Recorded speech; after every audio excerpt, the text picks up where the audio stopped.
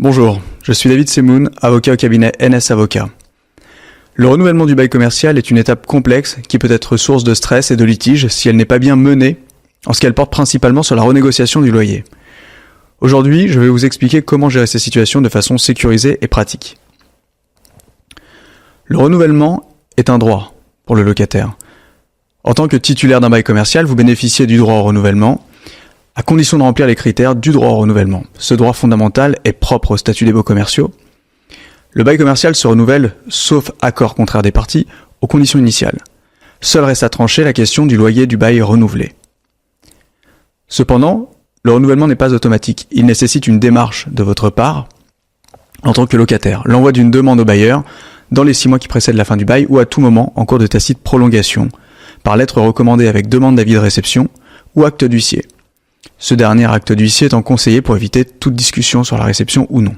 Avant cela, vous devez vous assurer que vous remplissez bien les conditions légales, l'immatriculation, disposer d'un fonds exploité depuis au moins 3 ans, entre autres conditions. Si le bailleur accepte ou ne répond pas dans un délai de 3 mois, le principe du renouvellement est acquis. Mais le loyer du renouvellement reste à fixer.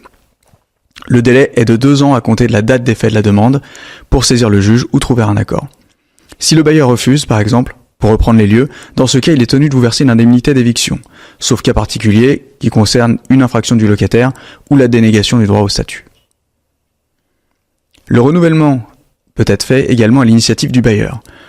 Le renouvellement peut être offert par le bailleur qui, dans ce cas, devra faire délivrer un congé par acte d'huissier, offrant le renouvellement du bail.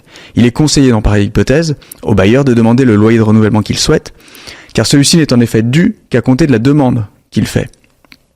Si le locataire accepte le renouvellement et le loyer, celui-ci est fixé. S'il le refuse et que le bailleur souhaite faire fixer le loyer de renouvellement à un montant plus élevé, il devra saisir le juge des loyers commerciaux en respectant la procédure sur mémoire.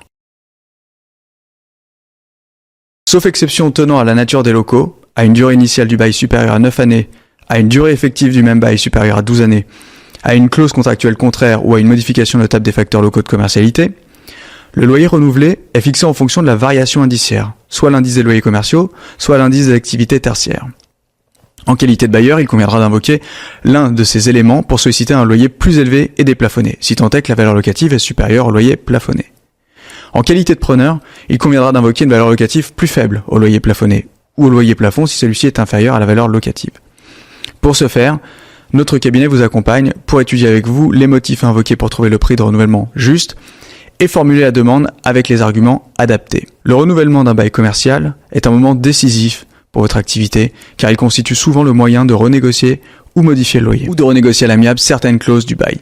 Ne prenez donc aucun risque, faites appel au cabinet NS Avocat pour un accompagnement juridique complet et adapté à vos besoins.